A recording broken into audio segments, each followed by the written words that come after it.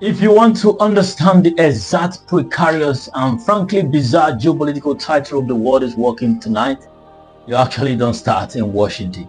You don't start in Tehran, and you don't even start in Jerusalem. You actually have to start at a shipping terminal in the Niger Delta. Right now, boiling light, Nigeria's highly priced sweet crude is essentially the most coveted liquid on the planet. Oil tankers are lining up, and export revenue for the Nigerian government are suddenly surging so fast. The chart looked like a printing error. Why?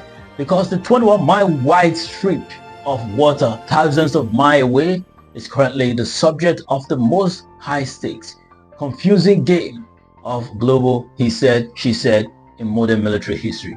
When the Strait of Hormuz shocks the world, the whole world gasps for air. And what happens in that narrow Middle East waterway dictates whether a market woman in Lagos can afford basic stable next month, because a paralyzed global fertilizer supply and sky-high ocean freight costs are the brutal inflationary undertone of this petrodollar windfall.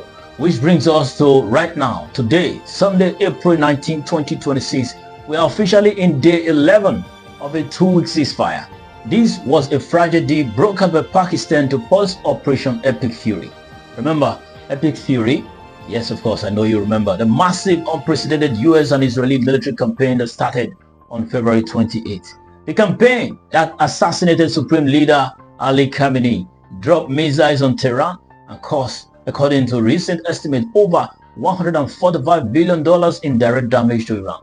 We are supposed to be in a ceasefire.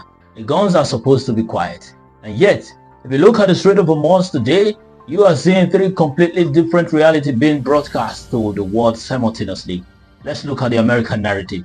President Donald Trump came out on Friday and said, quote, "The Strait of Hormuz is completely open and ready for business and full passage." He says Iran is removing the sea mines. He says the US cannot be blackmailed. But watch the other hand. At the exact same time the president is declaring the waterway open for business, the US military is actively enforcing a complete total naval blockade on the Iranian port. The Pentagon is openly confirming that over a dozen US warships have forced at least 19 commercial vessels to turn around. You cannot have a total blockade on a country's port and a complete open strait. Those two things cannot exist in the same physical universe. And Iran's narrative is not exactly playing along with Washington's PR. The Islamic Revolutionary Guard Corps, the IRGC, stepped up to the microphone this weekend and said, absolutely not. They are pointing directly at the US blockade and calling it a blatant violation of the ceasefire agreement. So the response, they have resumed armed control of the strait.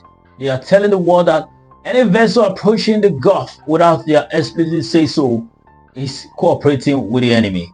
And they mean it.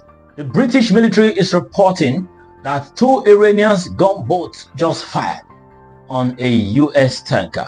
India just confirmed 2 of its ships were targeted. Iran's message is pure, blunt force leverage. If our posts are choked, the global economy chokes with us. Then you have Europe. The European narrative right now is just utter geopolitical whiplash. European capital rely on this waterway to keep the light on and the factories running, and they are caught completely in the crossfire. They are dealing with their commercial ships taking fire, yes, but they are also watching the ceasefire completely disintegrate right on the geopolitical doorstep. A French UN peacemaker was just killed in southern Lebanon in the ceasefire of the Israel-Hezbollah war, a front that Israel maintains is entirely exempt from the US-Iran ceasefire. Europe is essentially screaming into the void for de-escalation, watching the global economy teeter on the edge of the 1970s-style energy crisis, while both Washington and Tehran claim they are the ones honoring the peace. Before I tell you where this goes next, because the 14-day clock on the Pakistani broker ceasefire is rapidly running out, if you want to keep following the thread, if you want to actually understand the story behind the headlines as this unprecedented global crisis unfolds, make sure you hit the subscribe button below. We are tracking the reality on the ground every single night. and you are not going to miss a beat. Here is the bottom line. The United States claims the waters are open while actively blocking the report. Iran claims the waters are closed while firing warning shots at allied ships. And nations from the UK to Nigeria are forced to navigate the massive economic fallout of a phantom blockade that one side says is over and the other side says has just begun. Operation Epic Fury was pitched as a swift, decisive 4 to 6 week campaign. Instead, we are looking at the fundamental rewiring of global commerce, decided not on situation rooms but on the deck of gunboats in a 21-mile wide chokehold.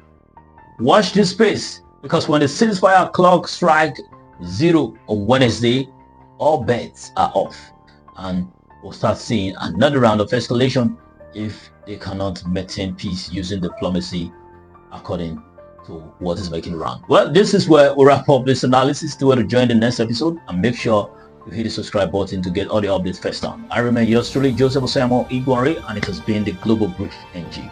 See you in my next post.